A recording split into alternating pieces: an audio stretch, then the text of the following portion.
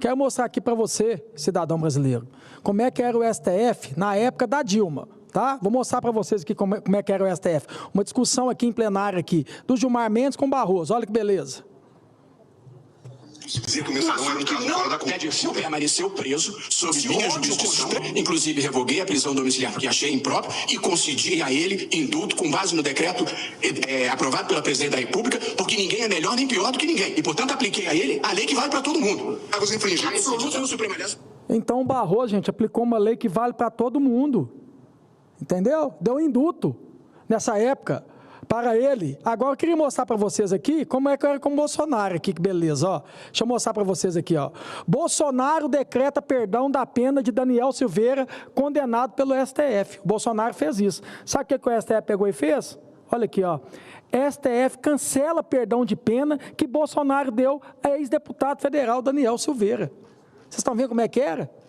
Vocês estão vendo como é que era o tratamento na época do governo da Dilma? Como é que é o tratamento no governo hoje do Lula? E como é que era o tratamento no governo do Bolsonaro? Como é que o STF fazia? Então, vocês podem ter certeza absoluta que eu vou continuar fazendo isso aqui. Quero falar aqui para o ex-presidente Bolsonaro. O que eu puder fazer durante esse mandato meu aqui, para honrar você, Bolsonaro, honrar sua honra, você pode ter certeza que eu vou defender a sua honra aqui. Fica à vontade. Uma parte, Cleitinho. Senador Cleitinho, sabe o que se chama isso no linguajar popular? 2 pesos e 2 medidas. 2 pesos e 2 medidas. Lá, quando era na época da Dilma, valia. Agora, quando foi no governo Bolsonaro, não valeu. Então, isso se chama no linguajar brasileiro, 2 pesos e 2 medidas. O Supremo tinha que ter vergonha ao tomar medidas iguais a esta. Obrigado, presidente. Eu que agradeço. Agora, gente, eu não poderia deixar de mostrar também novamente que eu queria refrescar aqui a memória do Lula, porque hoje eu dei uma entrevista na Itatiaia e falou isso aqui, mas eu quero refrescar a memória do Lula. Presta atenção no que ele falou na questão, né, do dia 8 aqui, dos patriotas do dia 8. Presta atenção. De anistia e as tentativas de reversão da inelegibilidade do ex-presidente. Eu sou favorável à anistia, eu briguei muito para ter anistia no Brasil. Mas nesse caso, ainda a gente nem puniu todo mundo, a gente nem descobriu todo mundo, nós estamos procurando gente ainda, financiador. Nós temos mais de 165 pessoas na Argentina, dos quais acho que 30 ou 39 estão condenados. Então nós estamos discutindo para essas pessoas voltarem para o Brasil, para a gente dar a eles a lição que eles merecem. Quem sabe o tempinho que eles ficarem presos, eles aprendem que a democracia é bom. É bom para eles, é bom para nós, é bom para o país. Então, não dá para precipitar essa discussão de anistia. O que nós temos é que terminar de uma vez por todas de apurar todas as denúncias do 8 de janeiro, quando ela tiver todas apuradas, tiver todo mundo processado, ou todo mundo, sabe, livre de processo, ninguém foi indiciado, aí tudo bem. Você pode até... O Lula está dizendo aqui, né, que tem que ser preso, né, para poder aprender o que é democracia. Então, eu queria mostrar aqui para o Lula aqui, isso aqui, Lula, ó. Olha aqui para você ver, ó. PT assina a resolução do Foro de São Paulo que reconhece vitória de Maduro na Venezuela. Vocês estão reconhecendo aqui uma vitória, né? Que todo mundo sabe, o mundo inteiro está questionando aqui a questão das eleições lá na Venezuela. Que sabe que tem muita suspeita de fraude dessas eleições aqui. E você, por que você pega? Porque aqui faz palavras do PT. Mas quem é o PT de verdade mesmo? Quem que é o PT, Lula? Você é o PT. Você deveria poder se posicionar, que você foi contra. Fala que você é contra eleições lá na Venezuela, ou você pega e fala que você apoia, já que você fala tanto que defende a democracia. Resolva, Lula. Eu quero mostrar mais, eu quero refrescar a memória do Lula aqui. Aí, gente, os patriotas do dia 8 viraram criminosos, né? Mas tem uma turma de criminosos aqui que está solto. Inclusive, pode disputar a eleição. Viraram ficha limpa. Aí eu queria refrescar a memória do Lula desse aqui, ó. Gilmar Mendes anula a condenação de José Dirceu na Lava Jato. Esse você conhece, não conhece, Lula? Esse você conhece muito bem. E para quem não conhece, dá uma digitada no Google agora aí, coloca aí José Dirceu, vocês vão ver a condenação do José Dirceu, o que é. Sabe o que foi a condenação dele? Corrupção. E o Lula conhece muito bem o José Dirceu. Esse pode ficar solto, né, Lula? Esse não é criminoso, né, Lula? Agora eu queria mostrar mais, quero refrescar mais a memória do Lula. Olha esse aqui, gente, ó. Após Dirceu, STF também devolve direitos políticos a Luiz Fernando Pezão, o ex-governador do Rio de Janeiro também. Gente, dá uma pesquisada no Google aí e olha quem que é o Pezão. Olha por que ele foi condenado. Lula, você conhece ele muito bem, sabe por quê? Porque, Lula, esse aqui, ó, tem alguns dias atrás, já não deve ter 20 dias, ex-governador do Rio, Pezão, volta a Brasília como prefeito e se encontra com você, Lula. Você conhece muito bem o Pezão. Agora, eu queria chamar a atenção aqui de toda a população brasileira. Esse cara ainda conseguiu ser prefeito numa cidade do Rio de Janeiro. Isso é um afronto à população brasileira. Como é que vai levar um país a sério desse, um cara desse que foi condenado, está livre, e ainda pode ser candidato, e ainda vira prefeito da cidade do Rio de Janeiro, como estão falando agora que o José Dirceu pode vir candidato a deputado, a senador, o que for, em 2026. Como é que você leva um país desse a sério? Como é que pode um Sérgio Cabral, que pegou 400 anos de prisão, eu canso de falar, esse cara, para ele poder pagar essa condenação dele de 400 anos, ele tinha que ressuscitar no mínimo 4 vezes. 4 vezes, se fosse bom de saúde ainda, para poder pagar a pena dele. Esse cara está solto e está falando para todo canto do Rio de Janeiro que virá candidato a deputado federal pelo Rio de Janeiro. Eduardo Cunha, a mesma coisa. E aqui está tendo uma PEC, eu não sei se é projeto, para poder flexibilizar a lei da ficha limpa, para beneficiar esses canalhas. E aí a gente não consegue passar aqui uma PEC da anistia para beneficiar de verdade quem é de verdade honesto nesse país aqui. Que muitas pessoas, que o próprio presidente acabou de falar aqui, que tem situações aqui que não tem como. É injustiça que está fazendo com esse pessoal do dia 8. E aí fica falando o seguinte, não, esse pessoal do dia 8, Cleitinho, eles vieram aqui, fizeram baderna, eles quebraram o Congresso Nacional, eles quebraram o Brasil. Gente, sabe quem quebrou o Brasil? Sabe quem que roubou do Brasil? Foi esse aqui que eu estou falando para vocês aqui, ó.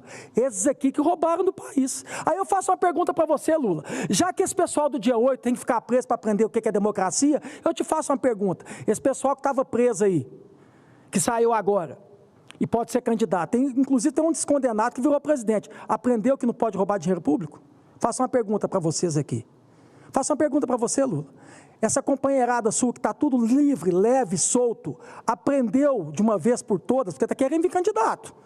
Está querendo vir candidato. José Dirceu, né? Sérgio Cabral, o Pezão, você aprendeu, esses anos que você ficou na cadeia, você tomou vergonha na cara, você vai virar prefeito agora na cidade a partir de 1º de janeiro, você aprendeu que não se pode roubar dinheiro público, que não se pode desviar dinheiro público, você aprendeu?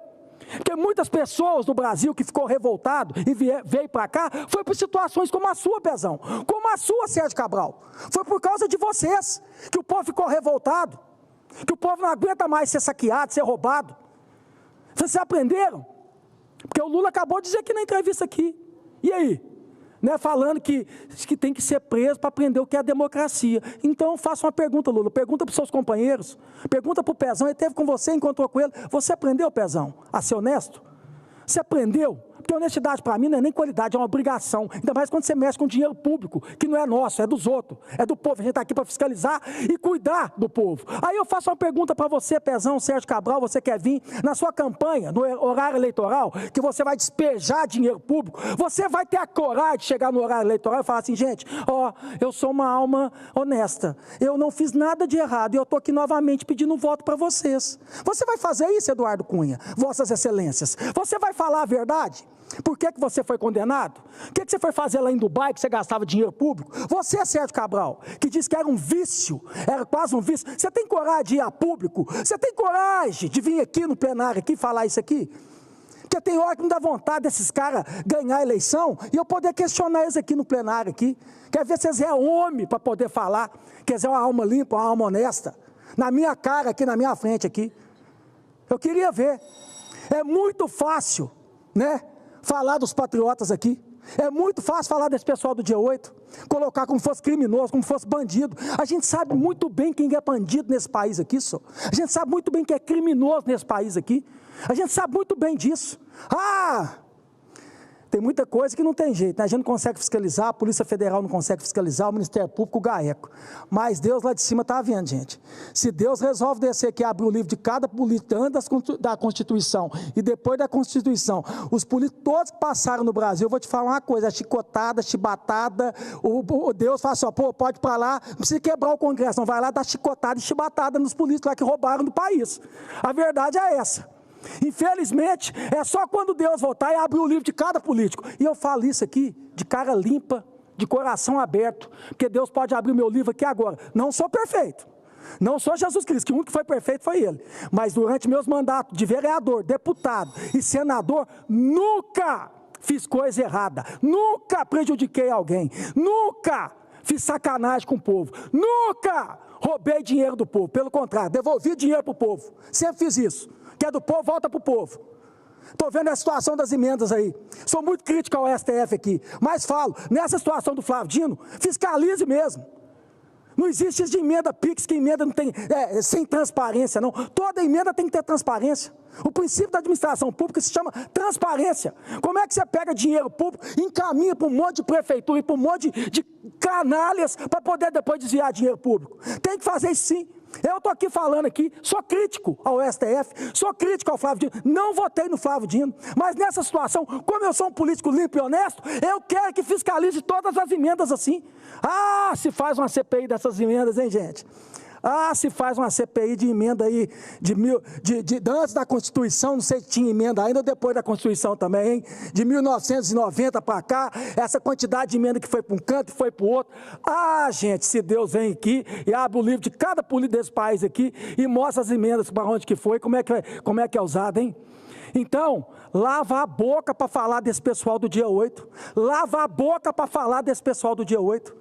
Esse pessoal do dia 8, a vida inteira pagou imposto rigorosamente em dia para poder beneficiar político. E a maioria dos políticos, um bando de corrupto e ladrão. A verdade é essa. A maioria, então, lava a boca para falar que é do patrão, porque o patrão é o povo. Nós aqui, todos nós, vossas excelências aqui, todos, presidente, senador, governador, prefeito, vereador, é tudo empregado do povo e tem a obrigação de defender e servir o povo. Então, lava a boca para falar do pessoal do dia 8. Muito obrigado, presidente.